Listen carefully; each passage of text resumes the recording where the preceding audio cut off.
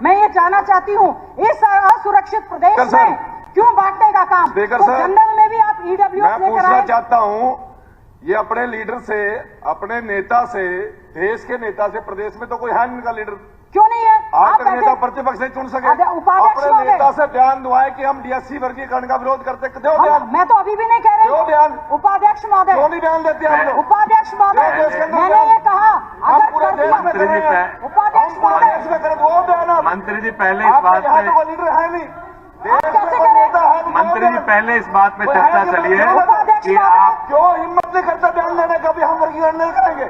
हमारी पहले हम मंत्री जी कृपया आप बैठिए प्लीज। आप बैठो एक बार।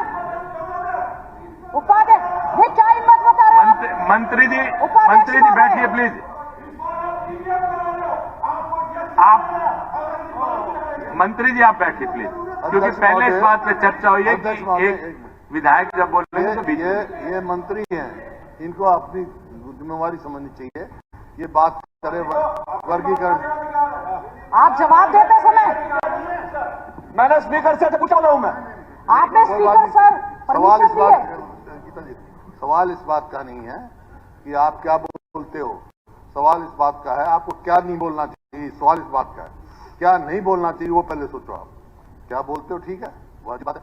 अब वर्गीकरण की बात करी, ये नहीं उन्होंने कहा कि ये तो कांग्रेस के समय में हुआ था 1993-94 में, कोर्ट ने स्टे कर रखा था। मंत्री जी एक मिनट पहले, मंत्री जी बैठिए। आप मंत्री जी बैठिए प्लीज। पहले इस विषय पे, क्योंकि पहले इस बात पे चर्चा हुई है कि जब तक एक विधायक बोलेगा बीच में कोई बोलेगा नहीं। प्लीज फैक्ट्स पे बोलो। उपाध्यक्ष जी मैं फैक्ट्स पे बोल रहा हूँ, ये कांग्रेस ने दिया था और एक कोर्ट से स्टे था, सुप्रीम कोर्ट कोई का भी डिसीजन आ गया। बार बीच में ना बोले जब तक बिना परमिशन के, क्योंकि इससे पहले नहीं ऐसे चेयर की गरिमा तो आपको रखनी पड़ेगी। नहीं इस प्रकार से चेयर की गरिमा तो आपको रखनी पड़ेगी। इस प्रकार से बीच में मत कीजिए। आपको समय दिया जाएगा, आप तब बोलिएगा। मंत्री जी इसकी गरिमा रखिए, सदन की गरिमा के अनुसार चलिए। उपाध्यक्ष महोदय, मेरा अनुरोध है, बहुत सारे सुप्रीम कोर्ट के फैसले आते हैं, मैं केवल आपके माध्यम से भारतीय जनता पार्टी की सरकार को कहना चाहती हूं, ठीक है आपने किया, लेकिन आपने दिया क्या है? केवल डिवाइड एंड रूल दिया तो कुछ भी नहीं। क्या आप उनको लाभ देने का काम करेंगे? क्या पक्के सफाई कर्मचारी लगाने का काम करेंगे?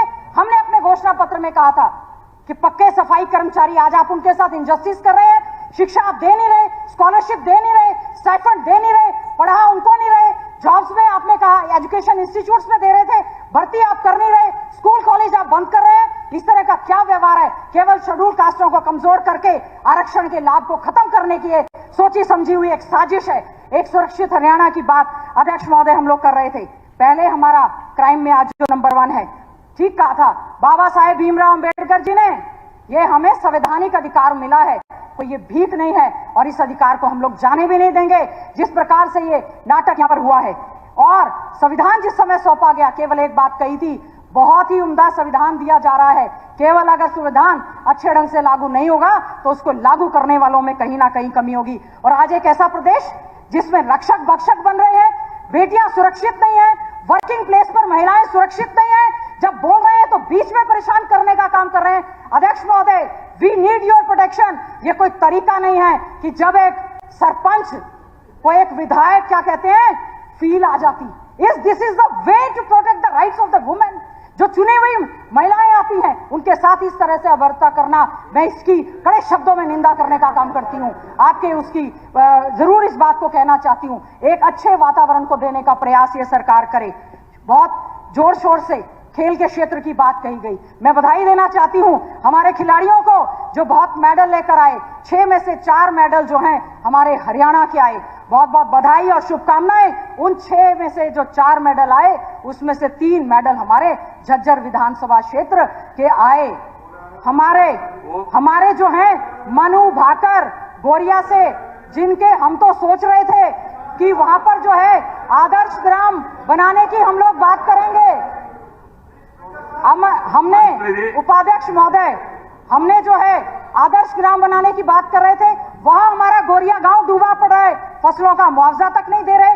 हमारा एक अमन सहरावत बिरोड़ से लेकर आया, आपने आज तक जो हमारे पैरालंपिक के खिलाड़ी हमारे यहां से लेकर आए, आज तक उनको जो है उनका अवार्ड मनी नहीं दिया गया है। इस पर क्यों नहीं आप जवाब देते?